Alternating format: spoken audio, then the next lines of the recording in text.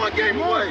Blow up. We're playing for something, man. We're playing for something. It's gotta mean something to you. It gotta mean something. Everything you got. Let's finish this. Do it, fellas. Let's go. Let's do it, fellas. Finish 2-3. 1, 2, 3. Finish. Welcome back. Welcome back to another episode, to another show. Kicking it with Saint. I appreciate y'all for returning. I appreciate y'all. I re-appreciate y'all. I appreciate y'all for joining me if you new. Feels great. Yo, I just got done watching like 2 hours. I'm not bullshitting with you, bro.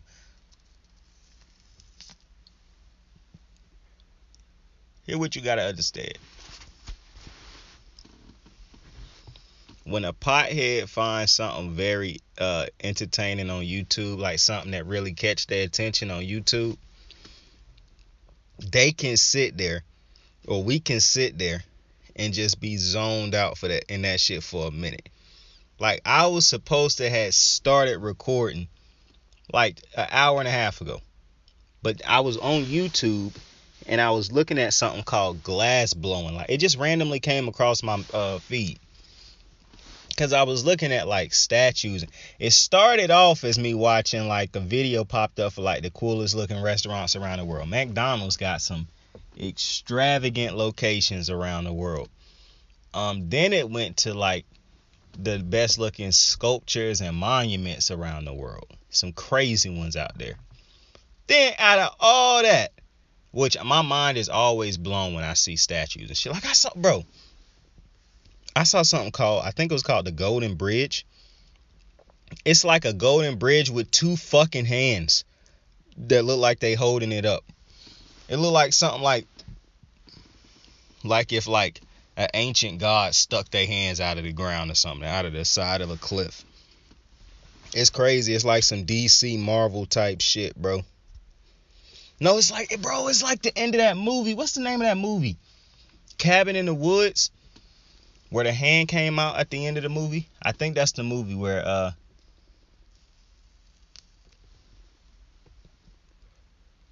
I think that's the movie.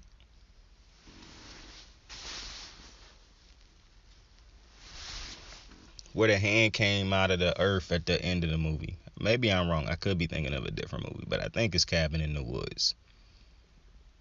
Is it Evil Dead? No, I think it's Cabin, because I think Evil Dead is when that chick flipped the car on her arm and she ripped that shit off at the end of the movie. And then she chainsaw the other little chick in the face. I think I'm getting my movies right, but I could be wrong. I watch a lot of horror, scary, whatever the fuck you want to call them. I watch a lot of those type movies, so I could be getting it wrong, but you know, I think I'm straight on it. Anyways, glass blowing, glass sculpting, yo, that shit is amazing. You gotta go check that shit out on YouTube. Dead ass, I was just mesmerized by that shit. Dudes creating turtles, motherfuckers creating horses. Yo, out of all the type, I was close to calling that more of a sport than hockey. But listen, out of all the, it's definitely more of a sport than NASCAR. But out of all of the different type of art forms I done seen, for one, I don't know how I never came across glass blowing. Because today, legit, first time I ever came across glass blowing. That shit was crazy. Dead ass mesmerized looking at that shit. Shit was crazy, man. Glass blowing. Y'all gotta go check that shit out on YouTube, man. Glass blowing. GlassBlowing. Glass blowing. Or glass sculpting. But I think it's called glass blowing. That shit fire. Absolute fire, yo. They creating some crazy shit. And it's so crazy because it's like they going off of just pure memory and off of skills. Because they ain't even using nothing to guide them. Like, they don't got like no stencil or nothing that they forming this shit with. They just going off, bro. Human beings are talented. It's crazy to me that you can like, and I'm an artist, so I draw and shit like that, so I understand this. But it's always crazy to me the levels of greatness that other people show with their art, creativity, and shit. Like, looking at some of these dope ass statues, looking at some of these dope ass blowing sculptures, glass blowing sculptures, and some of the, different, any way you build sculptures with wiring, different, because people don't all use the same thing to build their sculptures. But seeing how people can just think of something in their head and then bring that shit to life, crazy. But how the fuck was y'all day, man? How was the day? How was the wife, the kids, the husband? Blah, blah, blah, blah, blah, blah. Listen, I'm not trying to say that your day don't matter. I just, we gotta get the superlatives out the way early. We got a lot to talk about. So, yo. Check me out. Couple new coaching hires. Dennis Allen got hired by the Saints. He was the DC the last couple years. Saints defense done looked amazing under Dennis Allen. He got the head coaching job. I knew the Saints was going to hire him. Like, I felt like that was who they were going to hire. Ultimately, I understand they had to go through the whole coaching process and whatnot. But I just felt like Dennis Allen was going to get that job. Now, Dennis Allen didn't do a good job with the Raiders when he was the head coach of the Raiders. And I don't want people thinking that I don't think white dudes should get other head coaching opportunities when I'm defending and talking about the Brian Flores situation and African-American coaches and whatnot. That's not what I'm saying. I believe Dennis Allen deserves this Saints coaching job.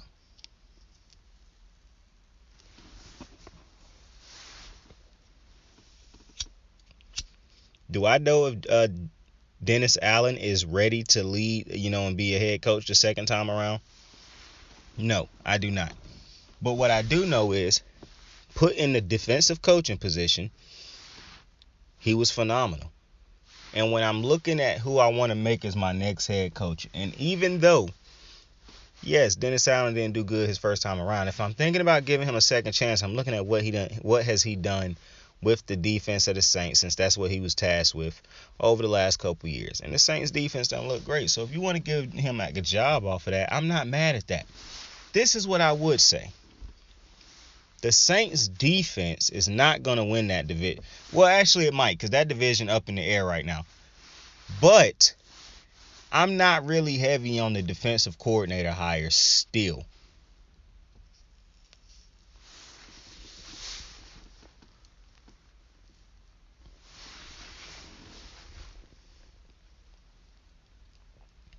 I understand Dennis Allen been there for a while. He been a great defensive coordinator for him. So I understand him getting a job. I do understand him getting that job. But with that being said, even though I can understand him getting that job, I'm not a fan of hiring defensive coordinators in this. And it could work out. Defensive coordinators could work out somewhere, but it's just a lot of offensive minded head coaches that's, having more success. Speaking of offensive-minded head coaches, the OC for the 49ers, Mike McDaniels, has been hired by the Miami Dolphins. This is a weird one because I think he what's the word I'm looking for? Not qualify. I think I can't even think of the word I'm looking for. He multiracial. That's what they calling him. I think that's what he identify as. I don't know why that word was so tough to find. He identifies multiracial. Okay. It's crazy because back in the day when I was growing up, and that's crazy, I'm saying back in my day, but when I was growing up, they used to say that if your pops was black, then you black. Like, actually, even before that, I was hearing like, if you got any black in you, then you black. Then it was if your dad black, you black. Now I don't know what it is. If you want to identify, I don't know. Some people, I don't know. I'm not saying that he not trying to qualify as black, but he go by identify as multiracial. And there's nothing wrong with that. But I'm saying that to say he don't really qualify, in my opinion, when I'm talking about African American. Because I'm gonna just be honest with you real quick, man. Listen, some people not gonna like what I'm about to say, but it just is what it is. I gotta keep it a whole buck with you, because if you don't like what I'm finna say right here, you really not gonna like what I'm finna say early. I mean, in a couple. McDaniels might be multiracial, biracial, whatever you want to call it, whatever he want to identify as, but he look white. And so an owner not gonna have. Listen, I see his hair. I'm not retarded. I'm not. Well, I fucking hate using that word. I'm not. I can put two and two together. I see his hair, but an owner can look at Mike and think to themselves, oh well, he look kind of like me. He look kind of like, his skin complexion is like mine. So that's not. And that's a conversation for a different day, really. But I hope he do a good job. Now, one thing I am gonna say about Mike is it's very funny that he don't call plays in San Fran. Kyle Shanahan. I even saw somebody today say that Mike McDaniels is his running scheme and blah. No, the fuck it's not. We're not finna do this. You can congratulate him and all that without lying. We know Kyle Shanahan is the genius behind that offense in San Fran. What I will say is this. I think it's crazy that people question Bieniemy and his play calling and whatnot. And what's my man? Byron Leftwich's play calling and whatnot. But we know good and damn well this man don't call plays in San Fran. So very interesting. Because it felt like they were saying that for African American head coaches to qualify to be a head coach, you have to call plays. So I'm just saying that's weird. But congratulations to him. I did hear how people were saying on one of his resumes or whatnot, he wrote he wanted to be a Hall of Fame head coach. So hey, good for him. I'm not mad at the offensive part of the hire because maybe he do pick up some things that he learned from Kyle Shanahan. I mean, the ultimate Kyle Shanahan prophet probably always going to be Sean McVay unless somebody else come in and just go nuts. But, maybe the important thing for the Dolphins is getting somebody who can build with Tua. Because I don't think Tua Tagovailoa, and I gave him, I tried to be patient and all that. And I'm not really, cynical on Tua and nothing like that. I think I think he's straight, but I don't think you can win with Tua, like big games. And listen, they beat some good teams last year, but to me, it's a limited offense. When you have Tua, the best part of his offense is throwing dink and dunks and the short passes and the slants here and there. To me, it's just hard to win a Super Bowl like that and to go far, and win consistently with that. But, you hire this new offensive guy and you hope that he can, work wonders with Tua and get the best out of Tua. But the Texans hired Lovie Smith as a head coach. Now, I like Lovie Smith. This is weird because, I'm going to be honest. A whole buck with you. Like I said, if you didn't like what I just said about McDaniels, then you really not going to like this. Fuck the Texans. If I'm Lovie Smith shouldn't have took that job. Now, I understand Lovie really don't have a choice but to take that job. And shout out to Lovie because he's going to make a couple mil. Even if they decide to fire him next year like they did David Culley, he'll still make a couple mil. My problem with the Texans is this. For one, to me, this looked very similar to the bullshit that they pulled last year when you hired David Culley because you wanted to hire fucking Josh McCown. You end up, for some reason, I don't know what led you to not hiring him last year, but you hired David Culley as a scapegoat. Now, I didn't think David Culley should take the job, but David Culley been waiting around the league a long time to take this to be a head coach. He finally get an opportunity. It was a trash opportunity, but it was an opportunity. I can't even say it was an opportunity. He got a chance to fill in, and it all mean the same at the end of the day. So, opportunity, chance. He was put in a position to not succeed. He was put in a position to be in wrestling you call it a placement. No, you call it a transitional champion. Meaning you put the title on a dude just to put it on somebody else, to transition it to somebody else. Because you might not want the dude who you finna put it on to beat this other dude yet. So or maybe you did have him win it, but it's a transitional champion. Like Mick Foley was a transitional champion. So that's kind of how, I look at it in this shit too. That's just what it's called in wrestling. You know what I'm saying? So to me, David Culley was a transitional head coach. You only put him in place so you could put somebody else in place eventually. Now, I already spoke on the fact that black African American head coaches seem to always have to get the worst head coaching jobs possible. Like, they don't get good head coaching jobs. They have to build up bad teams into good teams, and then usually they get fired, and a white man get to come in and take over and, reap the benefits. So, to me, that's what happened with David Culley, and that's exactly what's happening with Lovie Smith again. And to me, was the funny thing is Lovie Smith was not even a coaching. Like, they never even mentioned him as one of their head coaching candidates during the early parts of this process, which brings in Brian Flores' lawsuit. Brian Flores' law, and I'm being 100% honest with you. Brian Flores, and this is what my opinion is. Brian Flores' lawsuit is the only fucking reason Josh McCown is not the head coach of the Texans. That's the only fucking reason he is not the head coach. The Texans would have hired Josh McCown if not for Lovie Smith, if not for Brian Flores' lawsuit. That's the only reason. And it's so funny that, the NFL, at the end of that thing, they say these claims are without merit. Roger Goodell sent out a letter over the weekend talking about the fucking coaching practices and the hiring practices of African-American coaches around the NFL. How do you think it would have looked if not only because two things happened over the weekend. The Dolphins didn't hire Kellen Moore, and the Texans didn't hire Josh McCown. The two guys they hired, unless I'm mistaken and didn't remember them saying something about McDaniels, neither of the two coaches that just got hired for them two positions was mentioned in the final, to be the last candidate standing or whatever. Unless the dudes got it wrong, like Ian and whatnot. That doesn't matter. What does matter is Lovie Smith was never mentioned at no point in time to be the head coach of this team. He was the defensive coordinator last year. They could have been said, we interviewing Lovie to be. But they didn't. The Texans did exactly what the Texans did last year.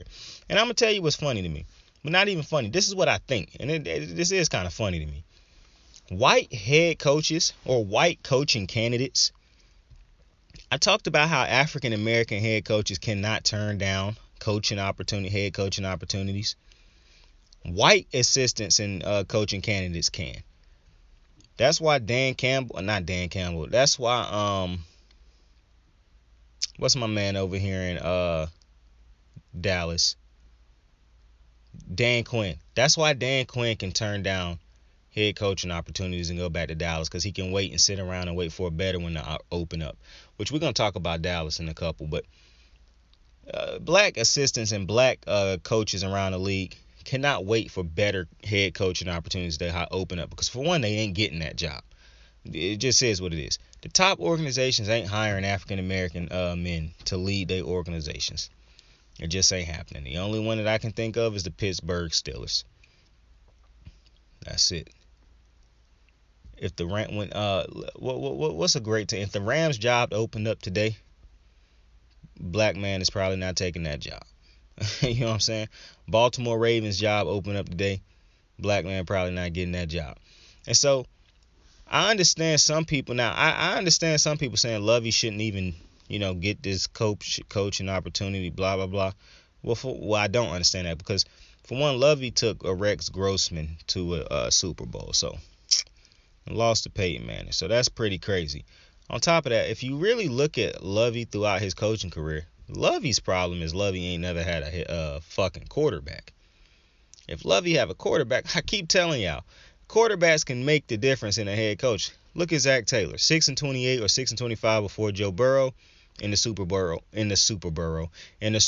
after he gets Joe Burrow. That's not coincidence. It's a direct correlation between having a quarterback and not having a quarterback. And not to mention, I don't even think Zach Taylor is a good head coach. I just think he has Joe Burrow, and Joe Burrow is an extreme talent, and they have a lot of other talent around that team. Speaking of all the talent on that team, because I don't want to forget it, Jesse Bates, he about to be a free agent. This is if he have a great game, he can make a lot. He gonna make a lot of money in that offseason anyways. But man, he might have just maxed himself out of Cincinnati. Who knows? But he gonna make some money in the offseason. I mean, he might not have maxed himself out of Cincinnati because, he might want to stay around and play with Burrow, but I just know some dudes would rather make generational money after, so, I mean, he could still make great money and play for a great team because he might You know, there are probably some great teams out there who got cap space or whatnot. But anyways. Back to what we was just talking about. So Lovie Smith's biggest problem is Lovie Smith never had a quarterback. That's his problem. And like I said, with the correlations of having one and not having one, when you look at Zach Taylor and you get some of these other quarterbacks, like it's not like, Zach Taylor was out here doing what Sean McVay was doing with Jared Goff. Sean McVay really got motherfuckers now saying that Jared Goff is a Super Bowl. I mean, he's a super quarterback who got to a Super Bowl. Like, motherfuckers really give him that because of Sean McVay. He ain't out here now. I don't like it when people shit on Jimmy G, but I know what Jimmy G is. And so I can confidently say, without saying that I'm not hating on Jimmy G or nothing like that, because to me, Jimmy G is a winner. But fucking Kyle Shanahan done won a ton of fucking games with Jimmy G compared to what he do without Jimmy G. So when you have a quarterback, it do make a difference. But Zach Taylor ain't, one of them head coaches that's doing shit without a quarterback or making quarterbacks look better than they are. You know what I'm saying? So, to me, when I look at Lovie Smith, to say he did or didn't deserve the job, that I could really care less about that. I'm always happy when an African American man get a job. Deserving or not don't really matter because, convince me that Brian Leftwich and Eric Bieniemy don't deserve a job because they don't have one as a head coach. So convince me of that, and then I'll care about how you feel about this situation with Lovie, deserving and not deserving it. What I do know is, if I'm Lovie, it would have been hard for me to take this job because if Lovie done made a ton of money in his career, he done been head coaches at multiple spots. But I understand why he did have to take it, or why he did take it, because you don't have to take it. But I do understand why you take it. I mean, honestly, he do have to take it, because if he don't take it, I can see the Texans being some dickheads and be like, well, look, and talking about the lawsuit. Well, look at this. We offered him a head coaching job and he didn't take it. But the Texans are one of the absolute worst situations in football. Like, just think about this. They let Bill O'Brien absolutely destroy that team. Fired him. And now two black dudes done had to been tasked with trying to get this team back to some semblance of good. David Culley lost his job for winning 4 games. Dan Campbell lost more games and won less games than the team. And fuck Dan Campbell for a second. What David Culley did deserved to get him another head coaching job for the simple. And then, one of the reasons I wouldn't have took this job if I'm Lovie, bro, what is the plan? Like, you didn't have a plan last year because your ego. You decided to do this stalemate with Deshaun Watson, which is why I wouldn't have took the job if I'm David Culley, because this team had no plan. That's why nobody else was taking the job. They couldn't get the best coaching candidates because the best coaching candidates was taking jobs elsewhere because nobody wanted that fucking job with Deshaun Watson saying he ain't playing no more. You got the lawsuits hanging over him. Like, bro, this team had no direction, no plan, no nothing. And they had all year to do a coaching search to try to find the next head coach. And they still one of the last teams to end up with a head coach. It's unbelievable how bad this franchise is ran. Like, it's no shock to me that Deshaun Watson won out of this franchise, because I still remember, even though people would talk about what happened with Deshaun and his lawsuits, even though you don't know if he's guilty of it or not. I remember what was going on with Bill O'Brien and how he traded away D-Hop for some, I'm not going to call him washed up, but, the running backs they traded for were no longer in their prime, were no longer in their heydays. That was a stupid fucking trade. Like, you can't have a coach that's a madman running around the team absolutely killing the team, bro. You just can't have it. You trade away D-Hop and you keep J.J. Watt, who haven't been productive for you in about 5 years. So, it was madness and pandemonium with the Texans. And I believe that's still what's happening. And obviously, of course, a black man is tasked with taking on that absolute atrocity of a job. Because nobody else wants that fucking job. That was a job that was always going to be given to somebody that was either had no choice or on their last leg and just was desperate enough to take it. And I hate to say that, but that's just what it was. An African American or a brand new motherfucking head coach that had never coached before. And even I feel like those type of coaches would have struggled trying to put this on their resume as their first coaching job. Dead ass. Like, you have to be a Kevin Stefanski type of motherfucker to come in. And even, I mean, and I can't even say that because even Baker better than the bullshit that the Cleveland Browns are a far better team than Kevin Stefanski walked into a far better situation than what Lovie Smith walking into right now. That's why I say the NFL got to start regulating some of this shit, bro. The NFL really got to start regulating some of this shit. I really think that they need to bring in some outside people to start regulating some, because it's kind of like the hiring practices. I said it before. The NFL owners are the reason that the hiring practices are like this. Roger Goodell and the Players Association and the other dudes can work as hard as they want to try to fix diversity in the coaching hiring and practices and whatnot. As long as these fucking billionaire owners know that they can get away and do whatever the fuck they want to because it's their money and they basically the bosses of Roger Goodell and they the ones who can, you can't force them to hire African Americans as their head coach. They will not hire African Americans as their head coach unless they're doing the bullshit that the Texans are currently doing right now. Like I said, without that Flores lawsuit, Josh McCown would be the head coach of the Texans, and you can't convince me otherwise. They tried to get the motherfucker to be the head coach last year. He didn't take a job on the staff, which makes no sense when you Josh McCown. Bro, I understand you retired. You just retired at that and all this, and you only want the job if they just give it to you, like you're not trying to have to work for it. I get your position in this. But, I mean, you could at least try to work with these motherfuckers and take a little phony-ass positional job so that they can just be like, oh, well, he did have coaching experience. Like, you know what I'm saying? You ain't even helping these rats pull that shit off for you. Like, come on, bro. How much more white privilege do you want? And I ain't even trying to take a shot at Josh McCown. I'm just saying, like, how goofy is this situation for you, my boy?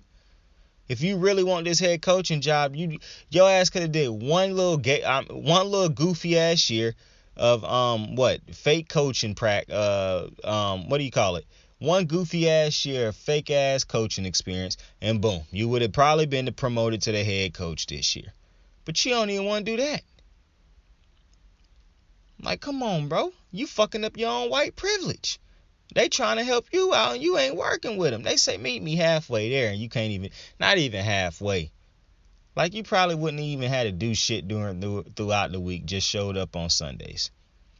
And you would have been the head coach coming up. And how crazy, and I done said before that just excusing the African American head coaching situation for a second, it's insulting to any head coach in the NFL that's done worked to try to become a head coach at different levels and whatnot, had to grind through college, had to grind through the ranks in the NFL. For Josh McCown to be a final candidate in any coaching search, bro. Lovie Smith was a final candidate with Josh McCown and wouldn't have even got the job if not for the lawsuit, in my opinion. Just think about that for a second. The fucking Texans were bad. This is what I'm saying. This is why I don't know if you do something about the lottery, about the draft, because, you know, I'm kind of stuck on the fact that bad teams should be the ones that's getting the better picks because you're trying to get them not to be bad. But it's just something in me that's seeing the Jets and the Jags and so many bad teams get great players and just kill them and kill their careers and never give their careers chances to sprout. And Sam Darnold is not one of those examples because Sam Darnold, in my opinion, not at one point in time in his NFL career showed promise. Not at one point in time in his NFL career did he show promise, in my opinion. And in his college career, he never at one point in time looked like a NFL quarterback, in my opinion. Go back and look at Matthew Stafford in Georgia. Matthew Stafford in Georgia looked like a NFL-ready quarterback. So I'm not Stafford. I mean, when I say that don't include, like, when I talk about talent that never got an opportunity to shine and whatnot, that's not Darnold. Darnold's trash. Pro player show, but Darnold is trash. So I think I would take Baker Mayfield over Darnold. Dead ass. But so I think the NFL needed to step in and do something about it. But these owners, bro, fuck what I was talking about. Get back to these owners. These owners are a problem. If you can't, somebody need to come into the NFL and monitor the hiring practice and just monitor these franchises all together, period. I think we at a point where the NFL done proven time and time again that they cannot govern themselves. Like, to me, the NFL owners done shown you time and time and time again, bro, that we don't give a fuck about the public perception and whatnot. We gonna do what the fuck we want. And it is what it is. And we don't care what you think. We don't care what you say. We're billionaires and we do what the fuck we want.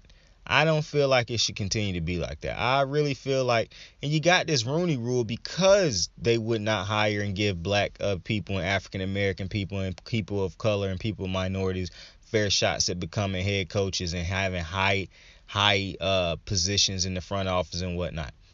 What make us think that's done changed after when the Rooney Rule was first implemented? It was 3 black head coaches. Now it's 1.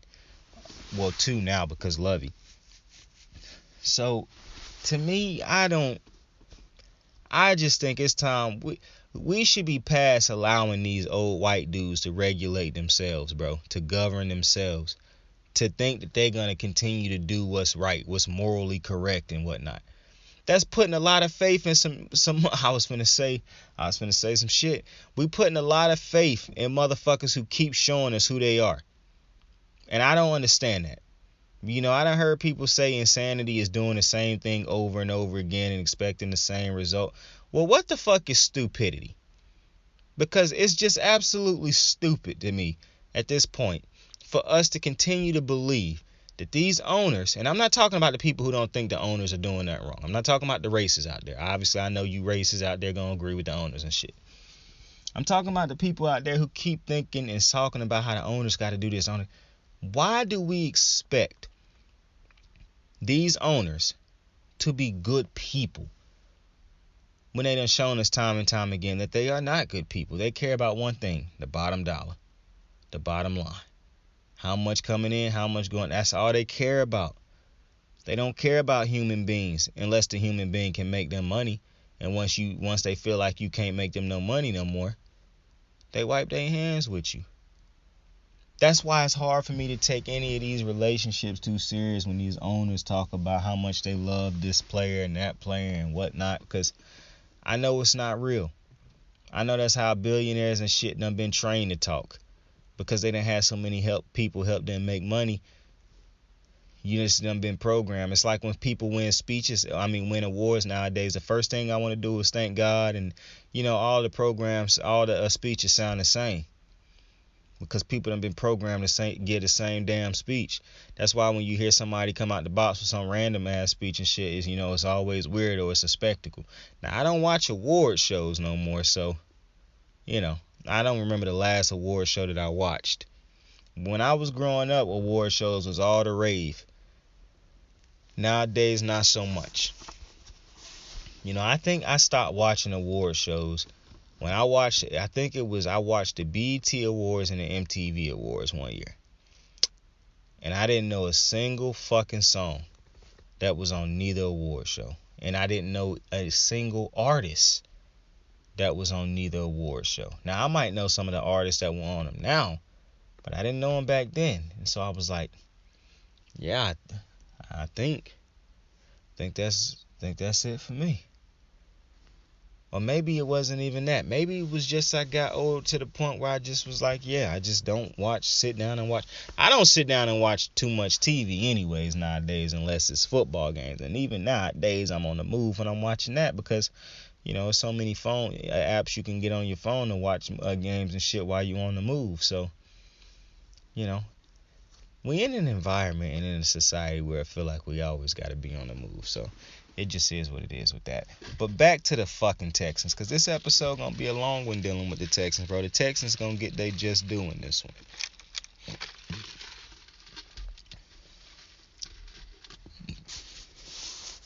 Well, actually, back to the owners. So, like I said, we keep expecting these owners to be good people, to be good men, to be leaders and whatnot. And they just not that. I don't expect these owners to be good people and good. I expect these owners to do exactly what the Rams owner do. Everything they can to win a Super Bowl.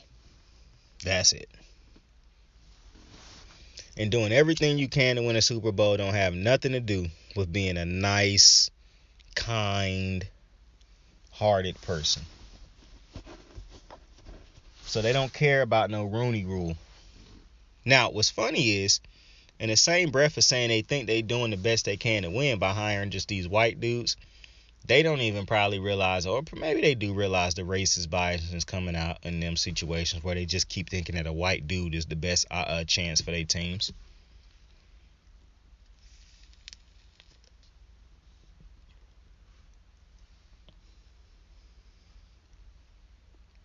It's kind of like continuing to hire dudes from the Belichick coaching tree when everybody from Belichick's coaching tree has failed, except for Brian Flores and except for Variable, who is legit, who is really not a Belichick coaching disciple. He just played for Belichick.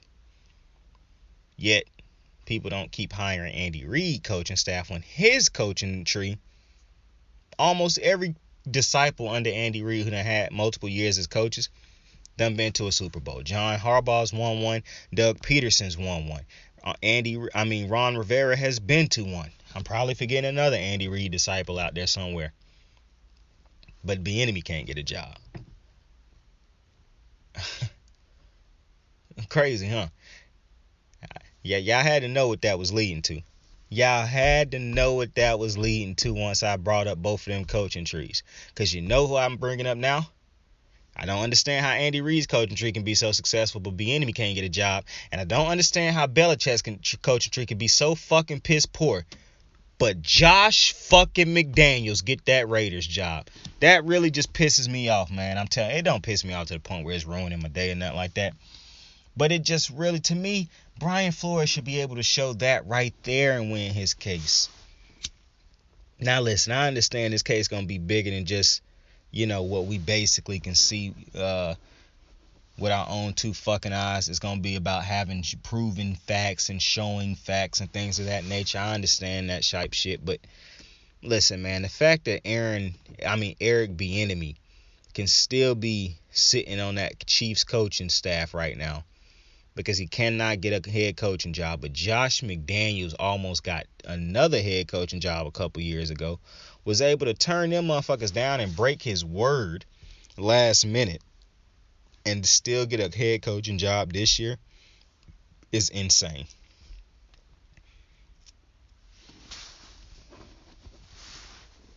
Insane.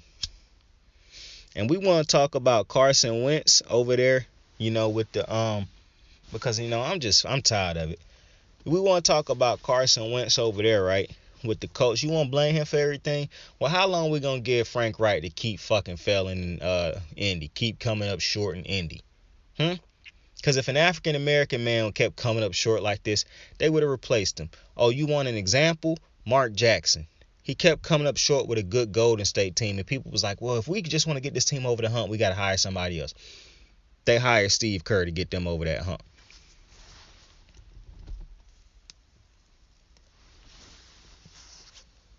So you could do that to the black dude. And I understand it's different sports. But Frank Wright, who I think is a good head coach.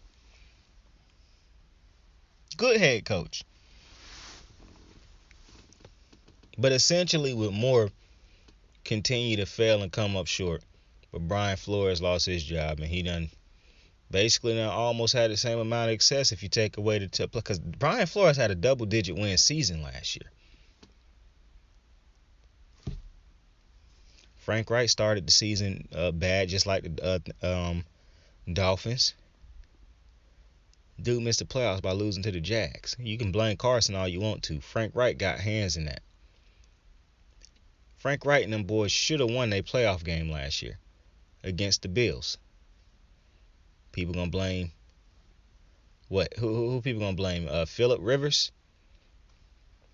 So now listen, I'm not really saying that they should fire Frank Wright, but I am using Frank Wright as an example of how we can let coaches come up short and continue to fail, even We care about you talk about all this other shit about Frank. Oh, he good with it. At the end of the day, Frank Wright keep coming up short and failing. But that's the reality of every head fucking coach in the NFL except for one, because only one at the end of the season ultimately achieves the goal of winning the Super Bowl. Which brings me to the point of, how come African American head coaches, how come that logic is not applied to them? Because David Culley clearly, to me, proved he was a competent head coach, because he shouldn't have won a single game last year. Brian Flores proved he is far more than a competent head coach, because he found a way to win double-digit games and then had another winning season with nothing basically good at quarterback, to be honest with you. But that's how the NFL is right now. You don't want to hear it. People don't want to talk about it.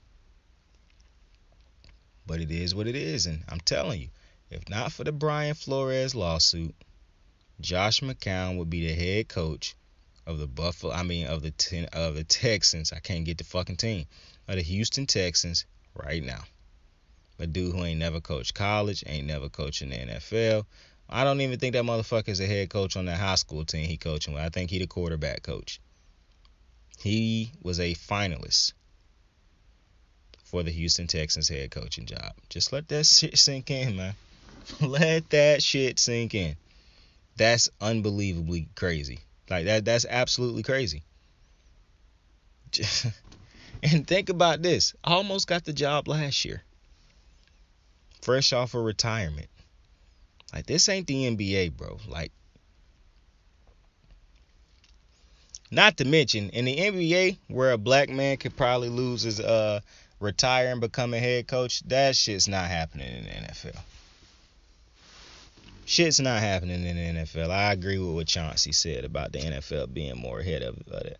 Because the NBA a little bit different, though. As much as I love the NFL, the sport and the players in it, the higher ups in the NBA might, it could be racist dudes in the NBA too, owning teams and shit. But thing about the NBA is I think they kind of realize that their game is built off of the black culture and whatnot. Like, that's what's pushing the culture forward for the NBA. Like, it just is what it is. Like, basketball is big in every community, I understand. But it's really big in the black community and whatnot. And most of the greats in basketball are black. So I think it's a little bit different there. Even though they could be running their shit like the NFL.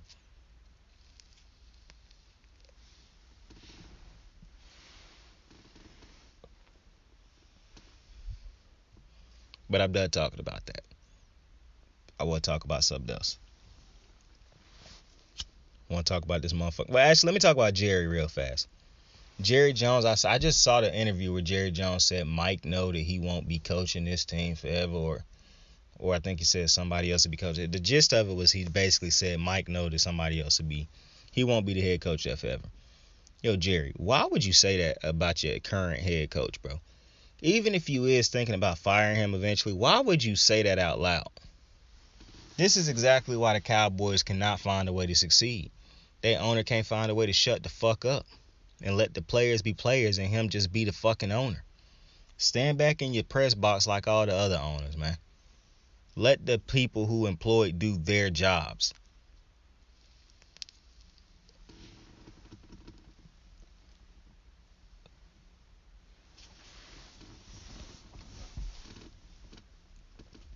I get people saying, oh, Jerry just loved the team and whatnot. It don't really feel like he loved the team as much as he loved being the dictator and shit of the team.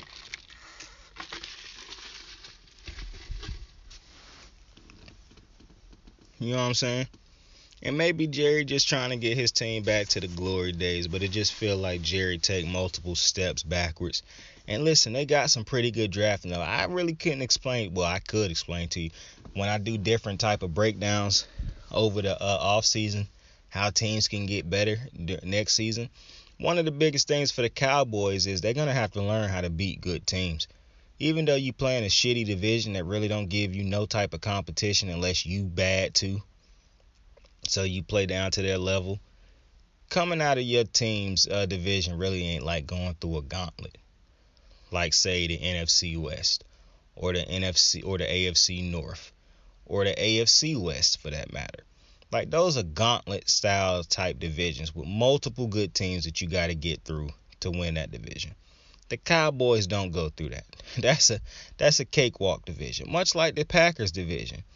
And so when they get into these games against these top teams, Aaron Rodgers can get you past one of those teams or two because Aaron Rodgers is an elite player. But usually they seem to keep losing these games against these teams because they are inferior to those teams, because those other teams seem to battle through tough teams. And it's funny because a lot of the teams they lose to is teams that lost to good teams throughout the season that might have lost a big game or two but they was tested in those games, and they come out and they learn how to play in those type of games. And I just think if the Cowboys are going to get better, much like the Packers got a whole lot of different issues that they got to deal with in the offseason. It's Aaron coming back, and some of those defenders coming back. We'll get the Packers when we get to them. But to me, one of the things with the Cowboys is they got to learn how to beat good teams. You don't play in a division with good teams, so you have to learn how to build good habits. Because when you're trying to build winning habits playing against bad teams, that's not going to translate, in my opinion. It's like I say, you don't accept in victory what you wouldn't accept in defeat. The Cowboys have to learn. How many wins did the Cowboys have this year that was just like bad wins, where people was like, oh, they won, or wins where they would where it didn't even look like they were being tested at all against some bad teams in their division?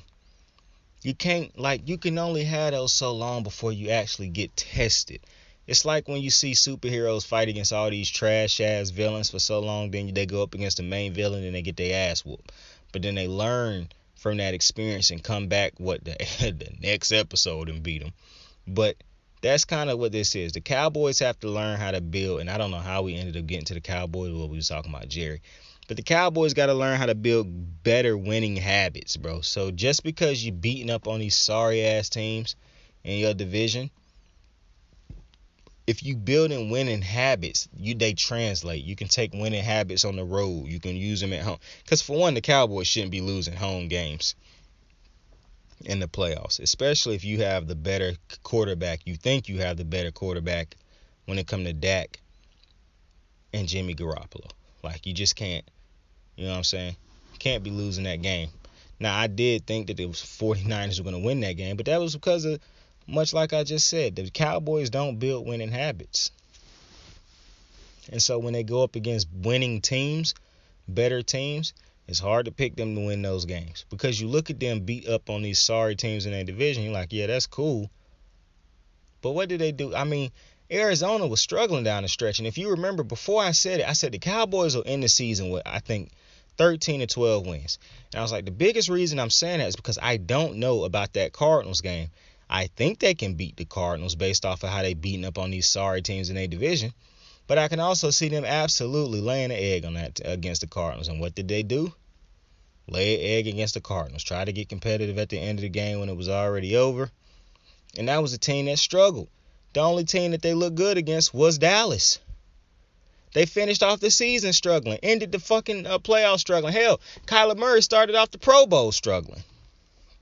So that was the team that Dallas still lost to. So, Dallas, that's what they're going to do. Jerry Jones got to stop doing all this talking and whatnot. And they really need to sit down and what is the core of the problem? Now, I do think Mike McCarthy should have lost his job in the offseason. Not because I think Mike McCarthy is a bad head coach, but because I think you needed a head coach that incentivizes winning at a higher level. This, to me, the Cowboys are a team that need a Sean McVay type of injection into them. You know, if it's not a Sean McVay type of injection, they would have done a great job to try to buy out a Mike Tomlin type of dude or Andy Reid. That's what they need. You can't get him, but that would, to me, that would really help. And I know that would say, like, if I'm saying something like that, then I would be saying, like, Mike McCarthy makes sense. But for some reason, he ain't clicking for him. And when they first hired Mike McCarthy, I was like, yeah, that's a good hire. It hasn't been a good hire. I mean, yeah, they win in games, but that's not a good hire right now. I don't see his influence on this team right now. And he going to have to do something with Kellen Moore next year. He going to have to reel Kellen Moore in. Kellen Moore's play calling got real erratic when they started playing against good teams at the end of the season compared to what they was doing against the bad teams in their division. Like, people don't want to give Kellen Moore no blame. Hey, and I also think Kellen Moore would have got that Miami job. Speaking of Kellen Moore, he would have got the Miami job if not for Brian Flores' lawsuit.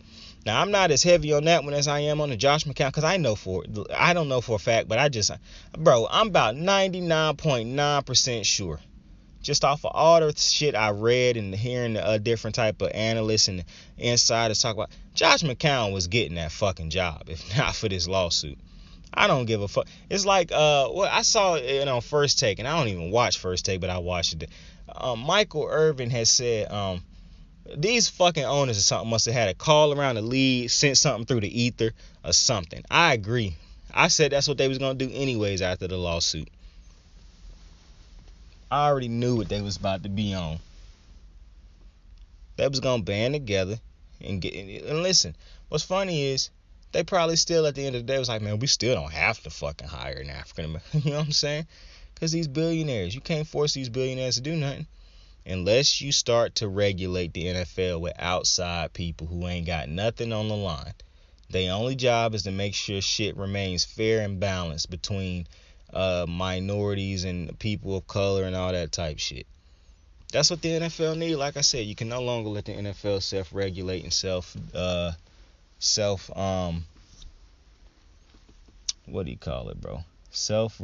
itself. And the other word I was saying earlier that for some reason has escaped my mind.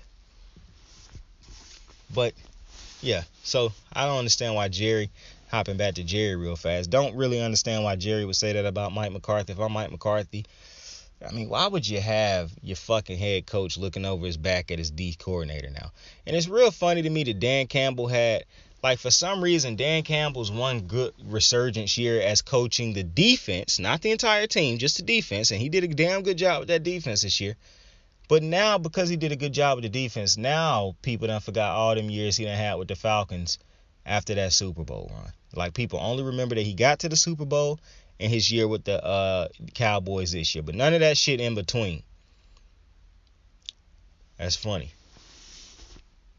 Very funny. Hey, I ain't saying nothing. I'm just, calling it how I see it. But let's talk about this Pro Bowl real fast. I know y'all thought we was probably done talking about it. I thought I was too, but like I said, nobody really talked about it today. Not really shocked by that. Why would you? Waste of time. Much like the game itself. But I do want to say something, because I saw some dudes on Twitter. Two dudes basically tweeted. Two players basically was tweeting like, yeah, I know fans mad about it, but one of them was like, why would we risk free agency right around the corner to play and hit hard in the Pro Bowl? And one dude was like, man, you got dudes who just whose season ended like a month ago and they trying to get up to play a Pro Bowl. And Shannon's reaction was perfect. Like, his response to it was perfect, because he was like, y'all saying stuff that happened years ago also. Not to mention, them same free agents that was playing in the Pro Bowl years ago was signing for less money back then than y'all signed for now. And some of y'all not nowhere near as good as some of the dudes that was, like, think about this. You got Deion Sanders, one of the dudes who was disgusted with that Pro Bowl. You got Deion Sanders, who went out there and balled out in the Pro Bowl, not worrying about the money that was on the line because he knew he was getting paid regardless. He wasn't making a fraction of what some of these dudes who nowhere near as good as a Deion Sanders is going into the Pro Bowl half-assing and talking about some fucking, yeah, we got free agency around the corner. What? Like Shannon said, man, that shit been happening for years. And even though I understand that, I even said it, which is why the NFL need to work to reform the thing, which is when you see the ratings, it'll still say that ratings did good because people love football. Actually, we'll talk about that in a minute. But I agree with Shannon. But my thing is, the players can't say that. You can't come out and say that. Like, even if that's what you think and that's what you feel, you can't come out and say that. The problem with a lot of these sports and events is the moment the players start to show you that they don't care, that's one thing. The moment they start to vocalize that they don't give a fuck, well, that's when things get bad for the league, because you can't save something once somebody publicly say, I don't care about it. You know what I'm saying? Like, a lawyer cannot keep defending you once you come out and say, no, I actually killed him.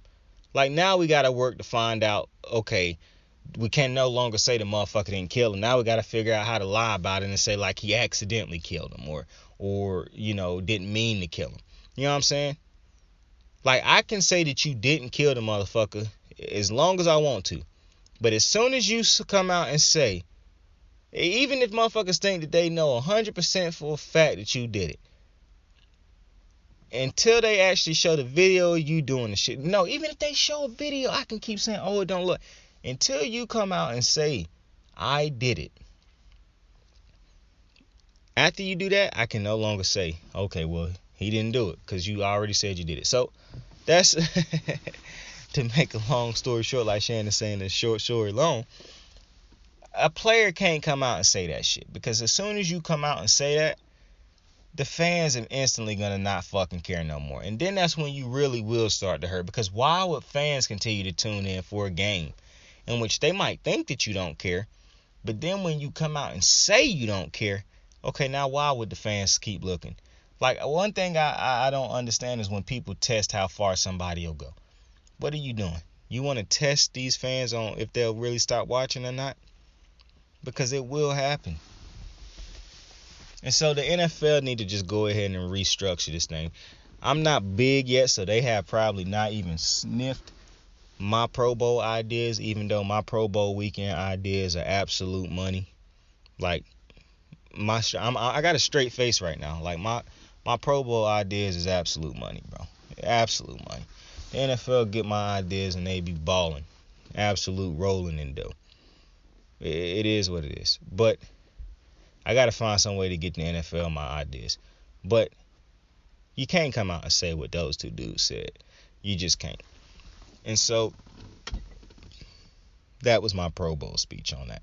But I agree with what Shannon said. Dudes been playing the Pro Bowl long before the dudes who played today. So not trying to hear that.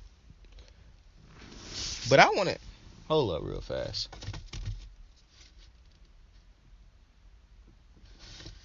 Because I want to talk about, before we end the show, I heard somebody say on a show, and I can't remember what show it was. Somebody was like, people going to watch the Pro Bowl because they love the game more than the players. And he was like, it don't really make sense because the Pro Bowl is not even any semblance really of a football game. And that really made me think about why people treat athletes the way they do. Because you think to yourself, the game gonna be here longer than the player is, which I would challenge that, because you don't forget legends. Kobe, Jordan, Peyton, Tom.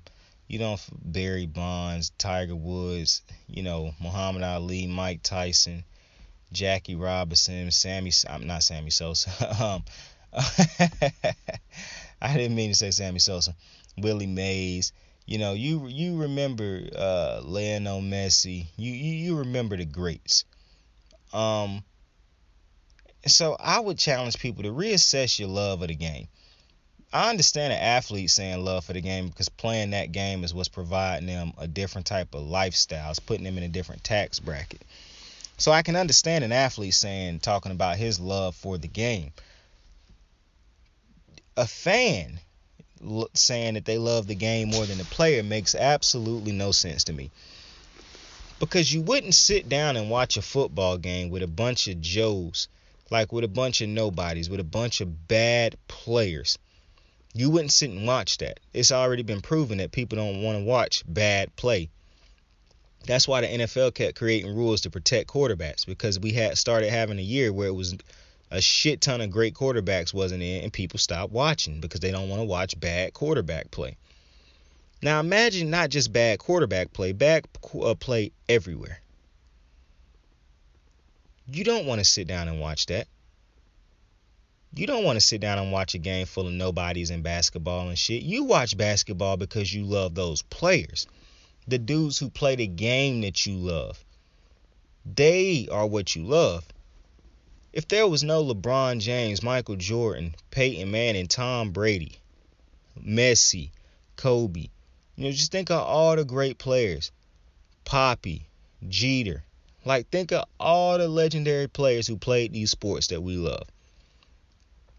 It's not the sport.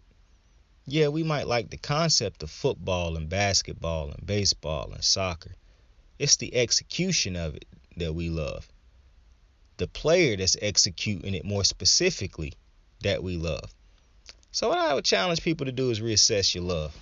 It's not really why do you love football? Because of the players. So that's all I'm gonna say. People real cynical against players, and I don't really like that. Pro player show. But big Texans show tonight. Had to talk about that, bro, because I just feel like Josh McCown would have had that job if not for the Brian Flores lawsuit.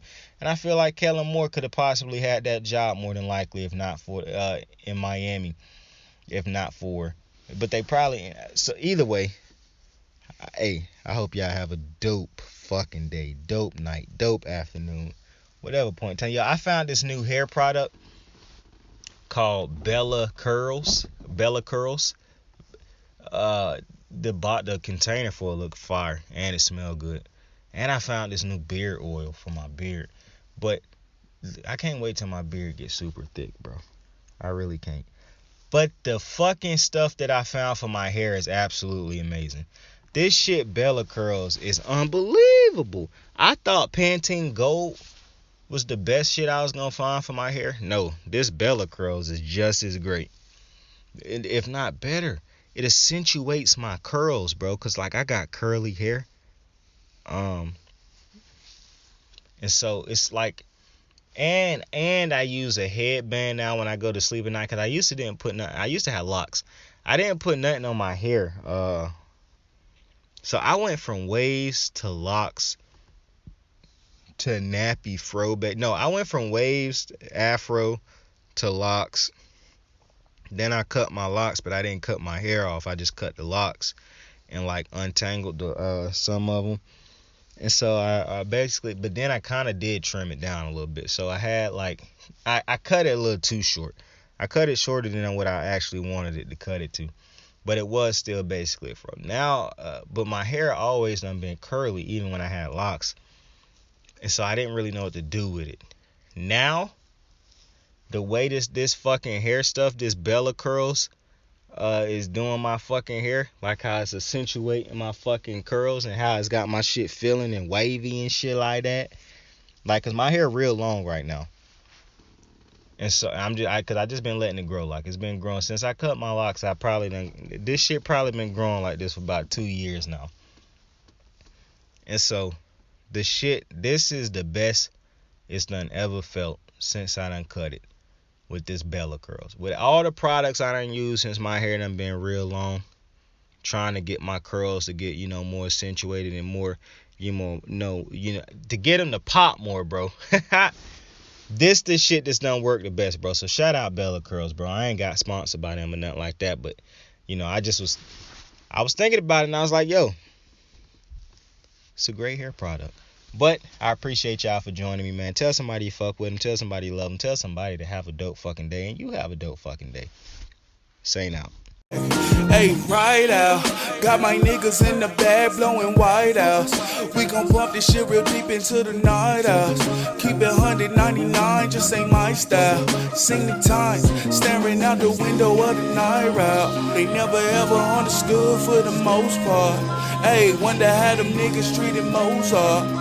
Hey, did they try to put him on the Zoloft? Oh nah, I was penalized for being too alive. I was penalized for being too alive. I was penalized for being too alive. I was penalized for being too alive. I was